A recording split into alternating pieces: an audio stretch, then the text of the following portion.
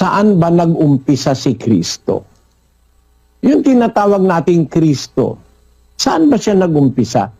Ang umpisa kay Manalo ni Kristo nung ipaglihi ni Maria, yun ang nasa pasugo.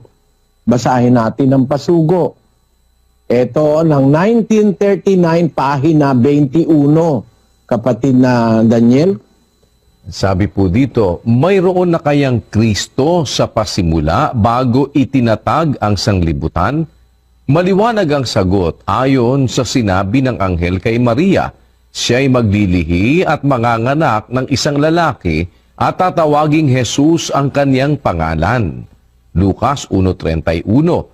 Sa sagot na ito ng anghel, nagpasimula ang Kristo sa tiyan ng Birheng Maria. Ayan.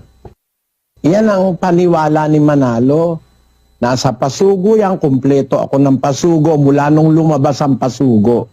Nakabili ako sa isang matandang miyembro ng Iglesia ni Cristo ng napakaraming pasugo.